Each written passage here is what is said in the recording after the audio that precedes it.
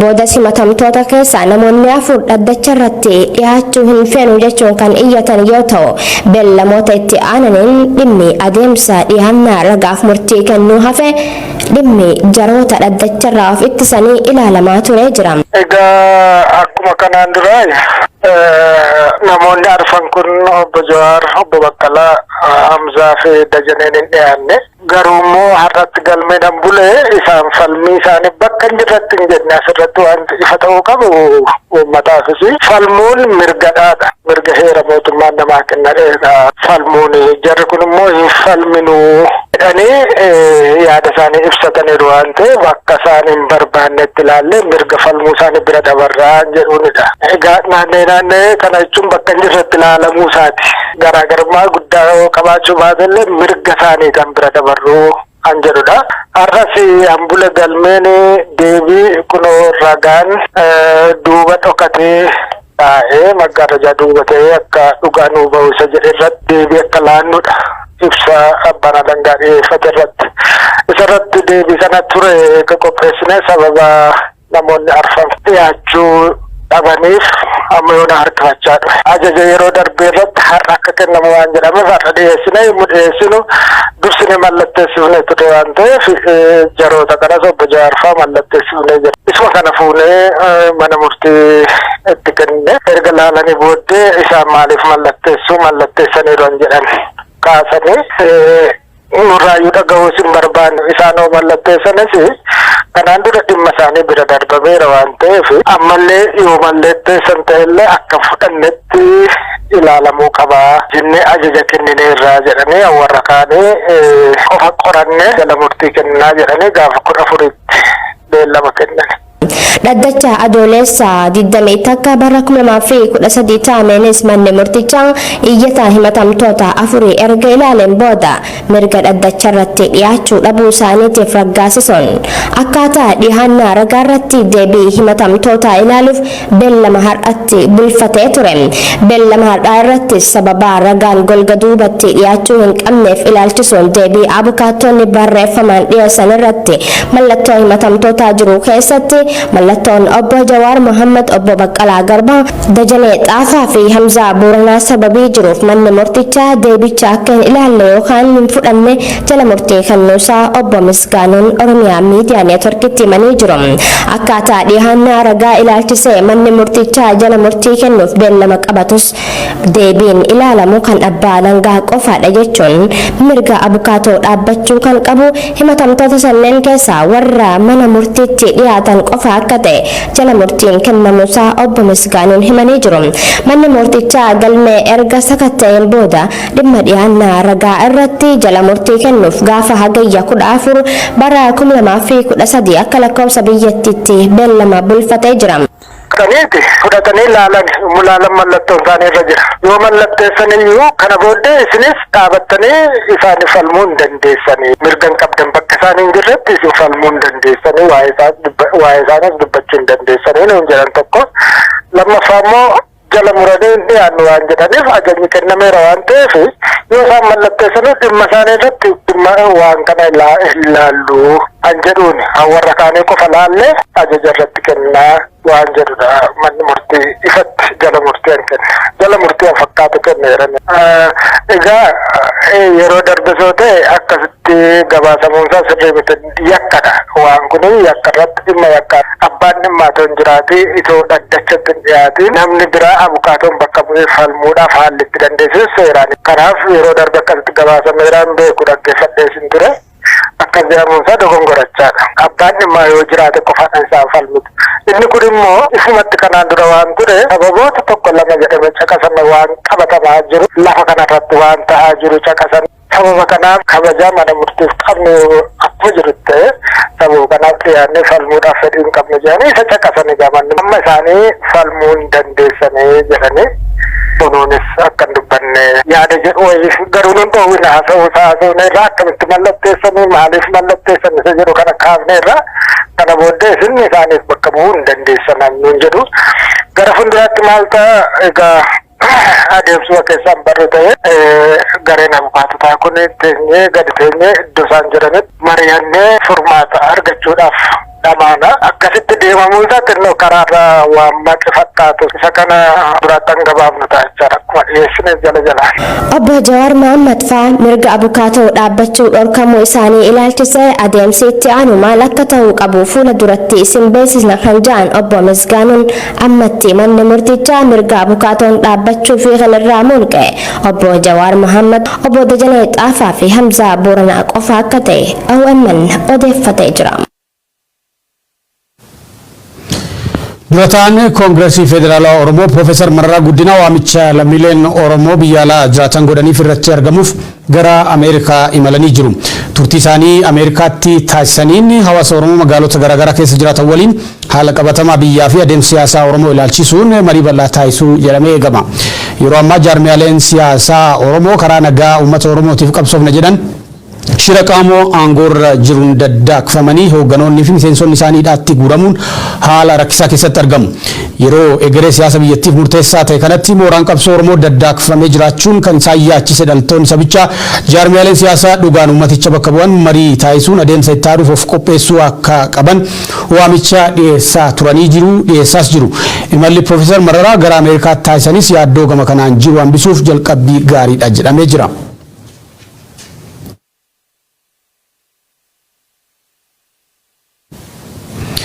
Gamtaan hawaasa Oromoo biyya Kaanaadaa xalayaa ministeera muummee biyyattii Justin Trudeau'f barreessaniin mootummaan Kaanaadaa fi hawaasi addunyaa mootummaan Itoophiyaa lola uummata irratti bane dhaabee gara marii araaraa qooda fudhattoota mara hirmaachiseetti akka dhufuuf dhiibbaa uumuu akka qaban gaafatan. Qaamolee wal waraanan gara mariitti fiduun gara garummaa siyaasaa gidduu isaanii jiru karaa nagaan furuuf yaaliin eegalame jajjabeessadha ka jedhe gamtichi haa ta'u malee humnoota Tigraay fi sirna aangoorra jiru qofa mariif walitti fiduun rakkoo Itoophiyaaf fala hin ta'u jedhee jira. Marii taasifamu kamuu keessatti hirmaannaan hoogganoota jaarmiyaalee siyaasaa hidhaa jiranii fi qooda fudhannaan waraana bilisummaa saba isaaniif qawwee kaasanii dhimma murteessaa yoomuu dagatamuu hin qabne jedhu Yihuun Ingidaatu qindeessa. Humanitarian groups accuse them of crimes against humanity, including indiscriminate killings and widespread rape.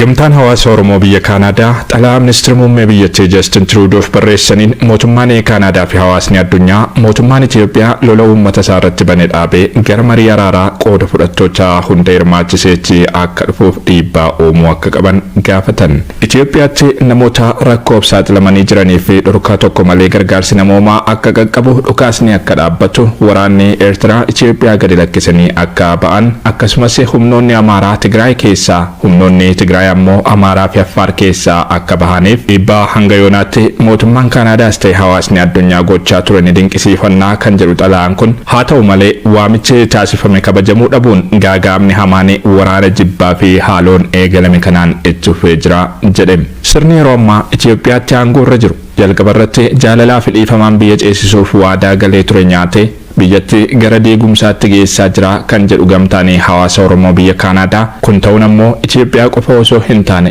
naannoo baha Afrikaallee kan unkurudha jedheera. Sirni aangoorra jiru waamicha dhaabolee siyaasaa mormituu fi hawaasa addunyaaf gurra kennuu diduun yeroo biyyattiin wal waraansa waliinii keessa seente goolamni bakka maratti hammaatee jirutti bakka buutota dhaabolee siyaasaa hidhaatti naquun filannoo dharaa haqaa fi bilisa hin taane geggeesseera jedha xalayaan kun. Filannoo kanaan sirnichi barcuma mana maree biyyattii guutummaan guutuutti jechuun bifa danda'amuun dhuunfatus biyyattiitti nagaa buusuuf hin dandeenye jedhe. Mootummaan Itoophiyaa gam tokkoon miiliyoonota waraanaa firiirsuun gama biraan ammoo tarkaanfii dhukaasa dhaabuu fudhadheera jechuun irra deebiin hawaasa addunyaa sobuuf yaalaa turus gamtaan hawaasa Oromoo biyya Kaanaadaa xalaayaa kanaan ibseera. Yeroo ammaa naannoleen biyyattii hedduun humna milishaa fi poolisii humna addaa isaanii waraana Tigraayiif akka hiriirsan dirqisiifamanii jiru jedha xalayaan kun. Gama biroon Oromiyaa keessa qofa dargaggoonni 100,000 lakkaa'aman daandii irraa guuramanii kaan mana ofiitii kaan ammoo mana hidhaatii baafamuun osoo maatiin itti bu'anii gara mooraa leenjii waraanaatti guuramaa jiraachuu ibseera. Waraana dhuma hin qabne kana eenyuyyuu hin mo'atu kan jedhu gamtichi waraanichi hatattamaan dhaabbatee gara marii araaraa qooda fudhattoota mara hirmaachiseetti akka deemamuuf gaafateera. Wal waraansi biyyattii keessatti deemaa jiru qaama rakkoo waggoota 3 darbaniif Oromiyaa keessa ture ta'uu hubachuutu barbaachisaa jedhe gamtichi. Rakkoon Oromiyaa akka kan Tigraay gurra miidiyaalee fi jaarmiyaalee addunyaa harkisuudhaa baatus waggoota sadan darbanii fi waraanarraa turuu ibsuun lolichi bulchiinsa abbaa hirrummaa paartii qeenxee uummattoota biyyattii irratti fe'uuf adeemsa taasifamuuf irraa qolachuuf kan banamedha jedhe. Heera uummattoota biyyattii walitti qabe humnaan deeguun bulchiinsa sirna durii deebisuuf adeemsa deemamuun waraana uummattoota irratti banamee jiru ta'us ibsa gamtichi. Yeroo ammaa qaamolee wal waraanan gara mariitti fiduun garaagarummaa siyaasaa gidduu isaanii jiru karaa nagaan akka furataniif hojiin hawaasaa addunyaan eegalame kan jajjabeeffamudha jedhe xalayichi. Haa ta'u malee yaaliin taasifamaa jiru humnoota Tigraay fi humnoota mootummaa Itoophiyaa fi naannoo Amaaraa qofa qaama marii kanaa gochuun walitti fiduu kan kaayyeffate fakkaata jedhe. Humnoonni mirga saba bal'aa biyyattii kabachiisuuf waggoota sadan darbanii fi sirna Itoophiyaa bulchaa jiru waliin lolarraa turan garuu qaama marii kanaa taasifamaa hin jirani jedhe gamtichi. Akka fakkeenyaatti uummanni Oromoo qaama marii kanaa taasifamaa hin jiru. Kanaaf ammoo paartiin Abiy Ahmed Biltsiginnaan uummata Oromoo bakka bu'a jedhamee waan yaadamuufi jedha xalayaan kun. Wanti hubatamuu qabu garuu Abiy Ahmedis ta'e paartiinsaa Oromoo bakka bu'ee uummata Oromoof dubbachuu kan hin dandeenye ta'uusaati jedhe. Mariin uummata Oromoo fi sabaa fi sablammoota biyyattii biroo of keessatti hin hammanne kamiyyuu hiika tokkollee kan hin qabne biyyattis gara nagaatti fiduuf kan hin dandeenye ta'uu hubachiisuu barbaanna jedhe gamtaan hawaasa Oromoo biyya Kanaadaa. Kanaafuu mootummaan Kanaadaas ta'e hawaasni addunyaa marii qaamota muraasa qofa of keessatti hammateen osoo hin taane barbaachisummaa marii hunda hirmaachisee hubachuun qooda fudhattoonni hundi gara mariitti akka dhufaniif hojjechuu qabu jedheera. Itoophiyaatti nageenya waaraa buusuuf kan barbaadamu taanaan keessumaa qooda fudhannaan qaamota lamaa yoomuu dagatamuu hin qabu jechuun hubachiise gamtaan kun. Hirmaannaan hoogganoota jaarmiyaalee siyaasaa hidhaa jiranii fi hirmaannaan waraanaa bilisummaa saba isaaniitiif falmuuf qawwee kaasanii dhimma murteessaa qaamni kamiyyuu irra tarkaanfachuu hin dandeenye ta'us hubachiisaniiru. In Addis Ababa, Prime Minister Abiy Ahmed claimed he had withdrawn from Tigray for a humanitarian ceasefire. Oduu fakkaatuun mariin siyaasaa hunda hirmaachisee fi uummata Itoophiyaa biratti fudhatama qabu akka taasifamu mootummaan Ingilizii gaafatee jira. Gama biraatiin ammoo mootummaan Itoophiyaa yaada araaraa mootummaan Suudaan eegalee hin fudhadhu jedhee jira. Gabaasa bitaa qabna.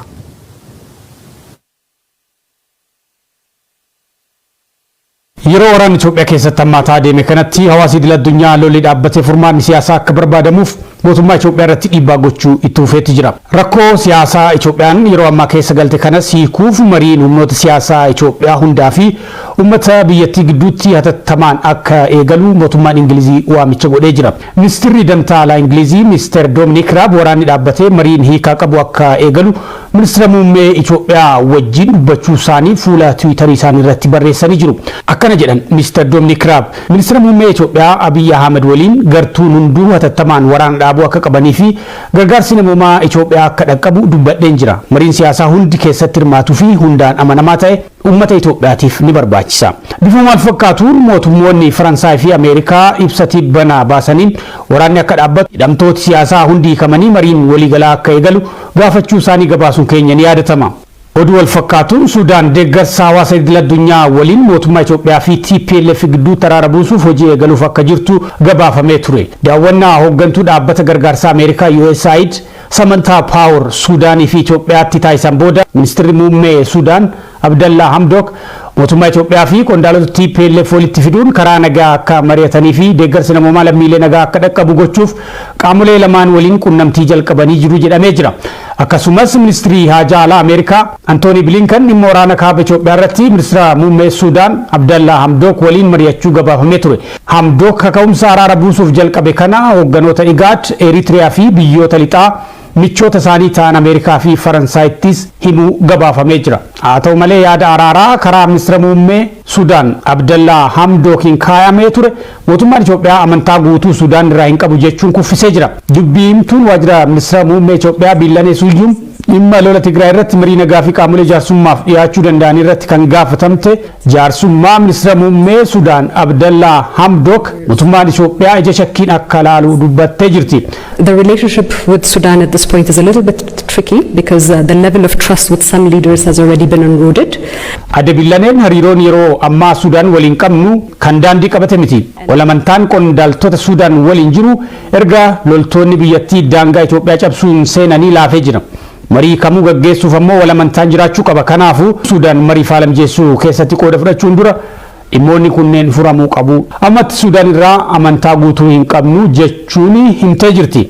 yeroo dhiyoo hariiroon dippiloomasii Suudaanii fi Itoophiyaa sababa lafa bal'aa Suudaan daangaa cabsitee qabatte jedhuu fi gufachuu jaarsummaa hidhaa haaromsaa guddicha Itoophiyaatiin booraa dhufuun kan beekamudha.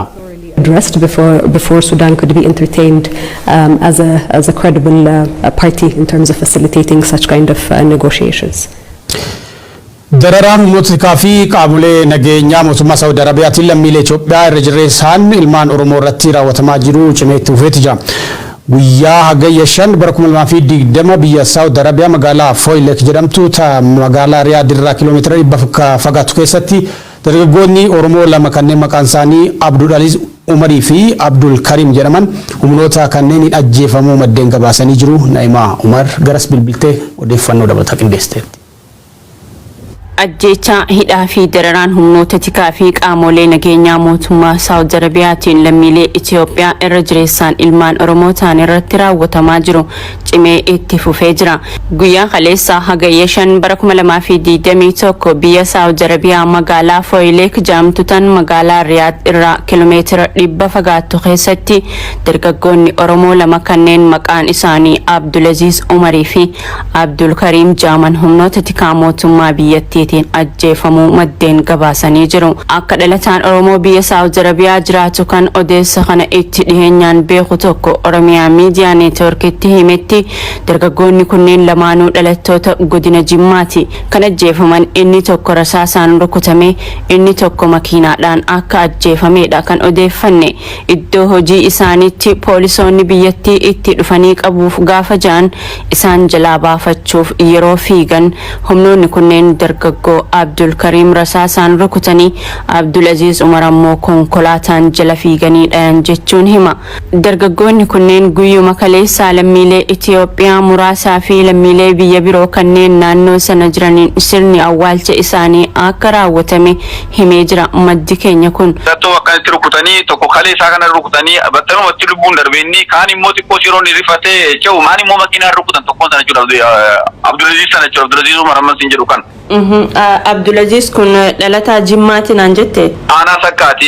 Abdul Karim immoo ijoollee godina Jimmaa aanaa Gaatiraatiin lachuu ijoollee Jimmaati. Riyaad irraa kiiloomeetira 100 Foylek bakka jedhamu jira jechuudha Foylek. Mee ijoolleen ajjeefaman kunneen awwaalamanii jiru naan jette awwaalchi isaanii sirni awwaalcha isaanii haala kamiin gaggeeffame? Lammiileen biyya Masiriitti kanas keessa jira kana keessa hojjetan Paakistaan kunii fi namoonni keenya kan xiqqoosii waraqaa qaban tokko irratti argamanii akka awwaaleeffaman taasifamanii.